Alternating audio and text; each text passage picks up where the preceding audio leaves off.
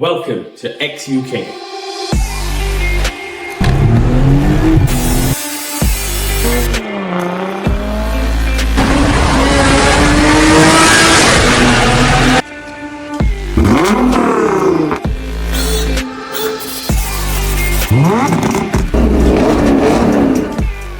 Welcome back, guys. Let's give you an update on the GTR, the wide body conversion. So we painted these parts last night and we've come in this morning and we're just flattening down the lacquer so we can start to machine polish and buff to a very good finish. So I'm going to go through a little process with you and what we have to go through and what happens when you don't clean the booth properly and you get dirt and dust in your paint. So let's start on this panel here. I've already used 2000 grade sandpaper. I'll just show you, 2000. So what I've done is I've quickly gone over the panel like this, wiped it, and then I've used an airline. Now what this shows me here is, it shows me that the surface is uneven. So where the lacquer is matte, and it's a uniformed matte finish, that means that that area is flat and smooth. Anywhere where we have these dots, this is all the dust that's landed in the paint. It's not massive. Fortunately, this is probably the worst job I've got out of this booth, simply because the booth doesn't have a proper extraction system. It's good enough, but what happens when I do half these panels on this side, I end up having a very foggy atmosphere and visibility is very bad. And I'm not blindly lacquering the rest of the parts, but it becomes quite difficult. And when you get back into your second coat, after all the overspray, the fog has all vented out, the problems start appearing. So you start seeing dust in your first coat of lacquer. So what I did was I put a heavier coat on as a second coat to try and put more material on, because I knew I would have to do this procedure that I'm showing you today. Anyway, the reason for the dust in the paint was our mistake. As we were prepping the area, we cleaned it all up, put water on the floor.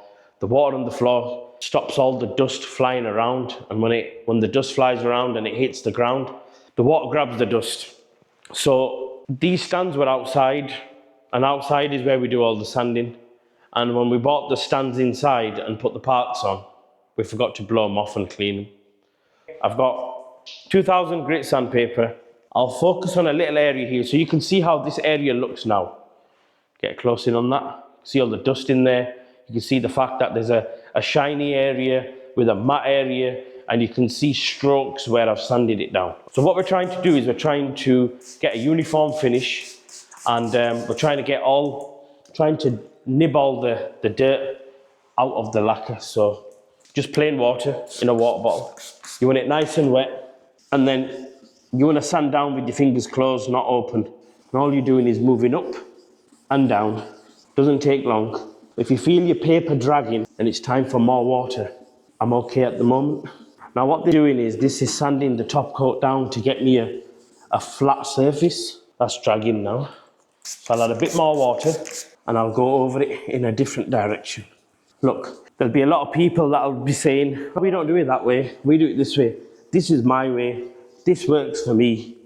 I'm not bothered about how anybody else does it. This is my way.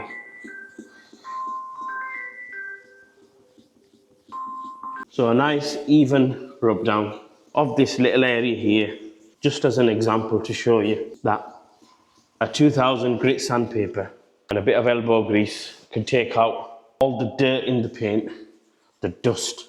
Saying dirt sounds wrong, so I'll stop using that term.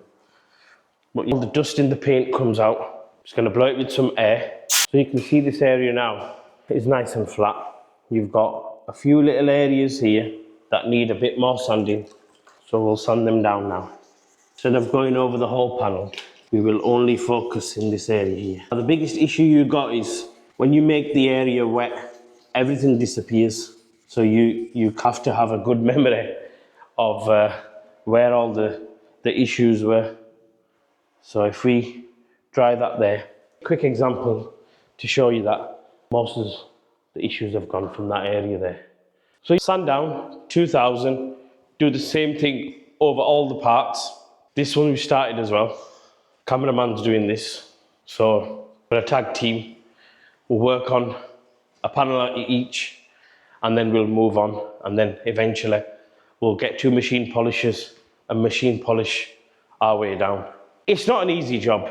It's time consuming and there is a level of skill involved. However, if you tested on a panel and you watched a video like ours or anybody else's, you can see that it's not difficult. You just got to get a few things right and you'll have a beautiful smooth finish, and all you're doing is giving a good machine polish with a good quality compound, and you'll be good. So I've done the bumper.